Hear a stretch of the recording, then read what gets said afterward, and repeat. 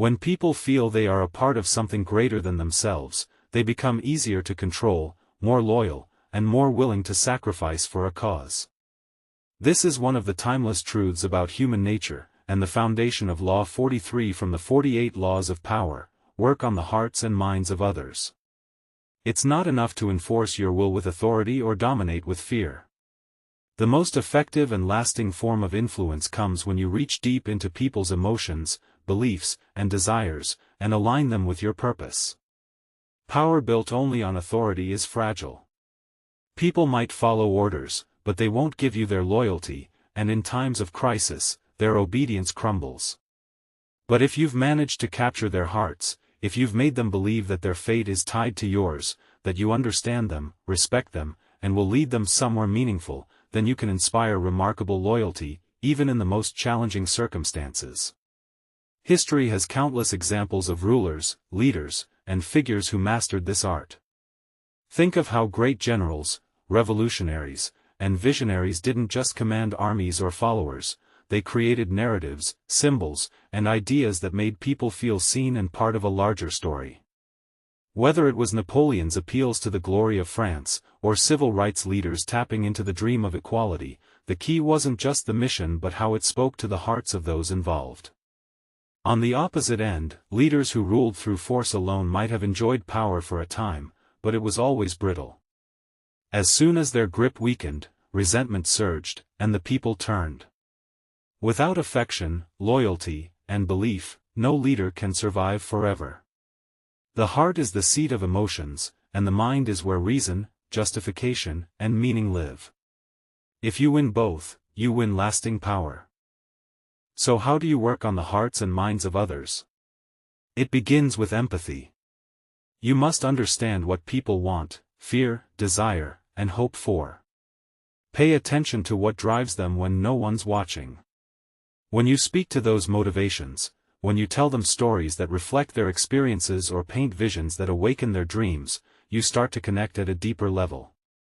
This isn't manipulation in the crude sense, it's strategic influence grounded in insight. Symbols, rituals, and language are powerful tools in this process. They provide tangible ways for people to feel part of something larger.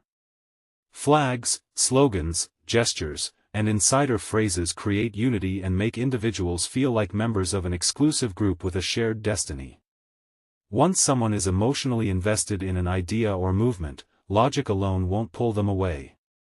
Their identity becomes tied to it.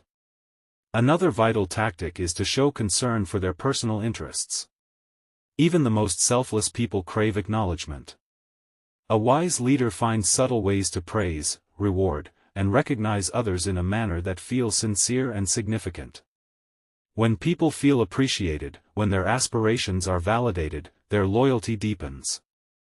There's also immense value in creating a sense of purpose. Most people drift through life without a clear mission. Offer them one. Frame your cause or your leadership as the path toward meaning, significance, and contribution.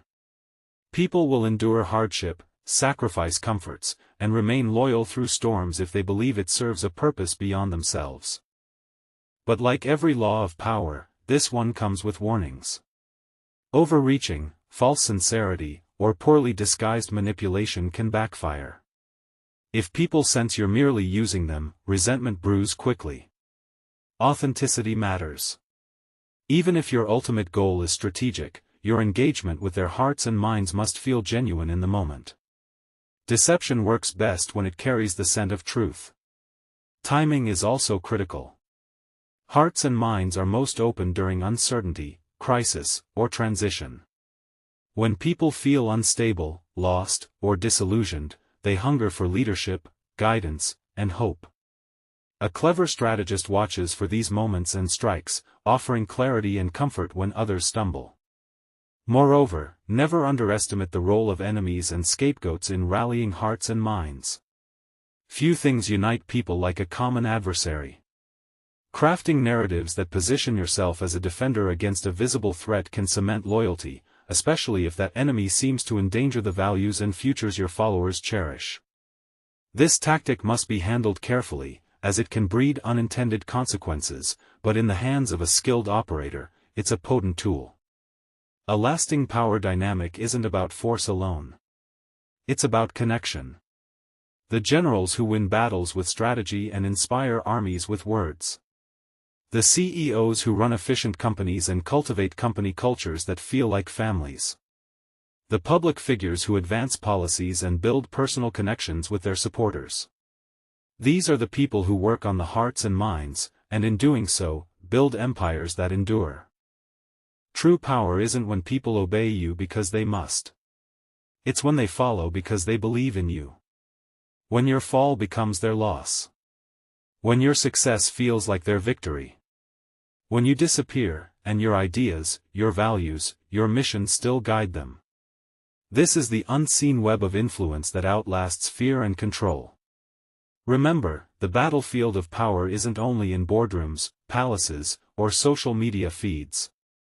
It's in the invisible spaces of emotion, memory, and belief. Win there, and you've won everywhere else before the fight even begins.